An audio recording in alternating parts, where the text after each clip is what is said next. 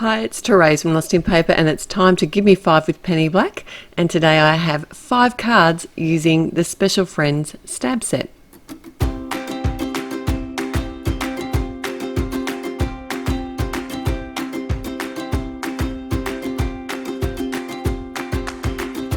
So I'm going to get right into it. We've got heaps to do today, starting with a watercolor background using some black brushos. I've got some Bristol Smooth cardstock, spritzing it and actually tapping it away. It came out a bit darker than I want.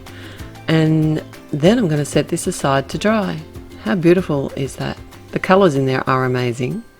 And this is the star of the show today. I've got the Special Friends stamp set and the coordinating cutout dies. And I'm going to be doing some very simple Copic colouring on these images. I have stamped them out in my MISTI, and in a really cheat way, I'm not sure if you noticed, but I actually stamped the images twice. So I just flipped my paper around, my cardstock around, and stamped the same images twice.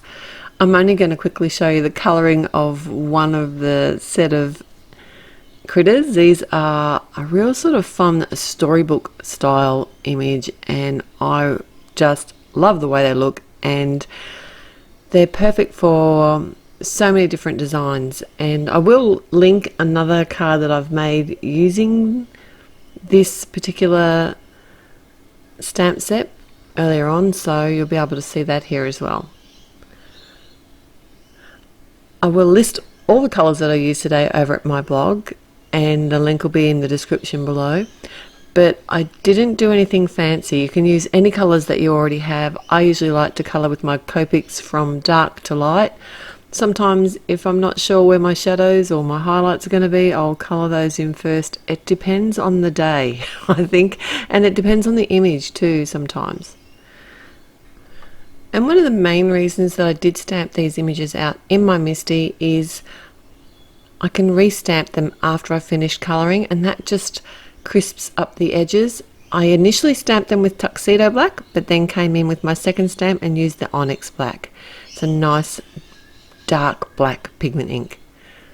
So I do want to create a mirror image of the hedgehog, and I'm just going to quickly walk you through this. This is a way that Jennifer Maguire shared, and I think it's brilliant.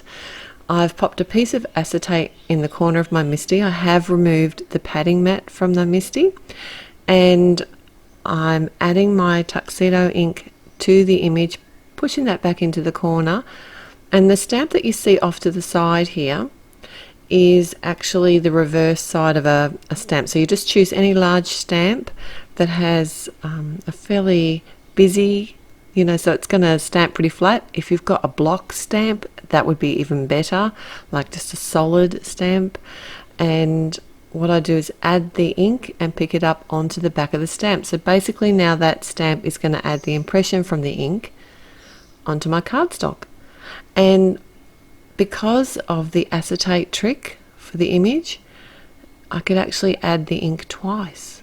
And then afterwards I did actually restamp it with the onyx black, and each time it's stamped in exactly the same spot. But I did come in and add a couple of details with my multi-liner. You can actually draw over the whole image again if you want with your multi-liner. Liner. But I'm not that confident. So I use the coordinating dies to cut out all my images except for the one that I did reverse stamp. I just simply cut that out with some scissors. There are some techniques to reverse die cut, but I wasn't going to, for the sake of half a minute, I just simply cut it out with my scissors. Now by this time my brusho panel has dried, and I'm adding some black silhouette images from the same stamp set and just randomly stamping those all over the panel. I've cut it down to just smaller than my card front, popping up one of the banner sentiments which I have stamped and die cut. You might have seen me do that as well. And then popping up one of the sweet little rabbits. Look at the colours in that brusho. It's incredible. That's the black one. Who would have thought? Doesn't look black from here. Okay, so here's my little reversed hedgehog images, or one of them is mirrored, not the other one. And I just cut a border. This is from the Lovely Border It's a nesting die set, and it actually does a negative die cut of the hearts. It's so sweet.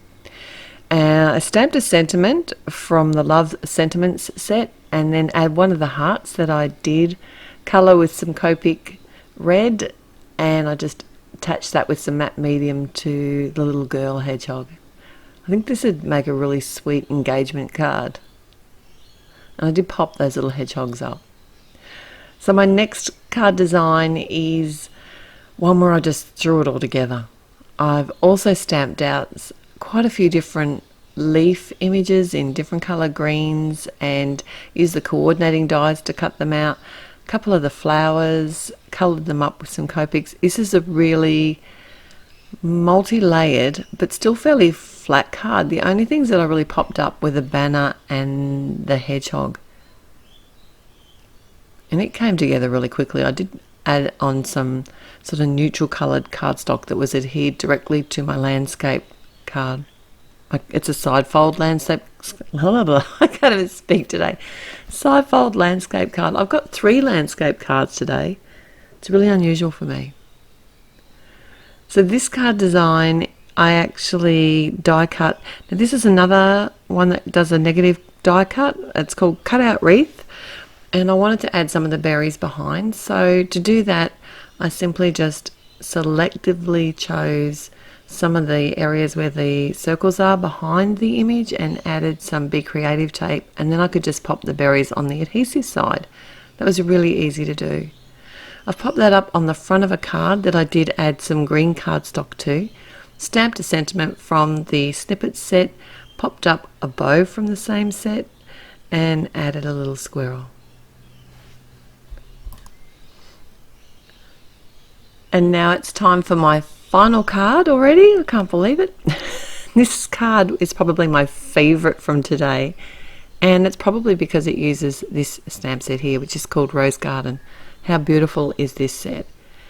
I thought I wanted to give it a kind of a watercolory washy look, so I did some really messy Copic colouring on the actual rose images, and also like on the base of the flower pot. It's nice to be able to mix and match your stamps, especially, you know, these cute little critters. You could pretty much like mix them with whatever style you want to create. They could make a beautiful sort of baby card. This particular card I thought would make a nice Mother's Day card. Also a thinking of you or hello. They really suit that style really well. I have added a sentiment to the front of my card, and this one's from a set called Smitten, which is a really sweet set.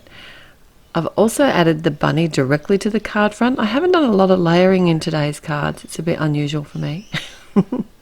And I did cut the base off the rose garden pot and then added a square. This is called the Square Frames. It's a nesting set, and it's a really fun sort of set, and I kept it with the white on white and added some simple sequins.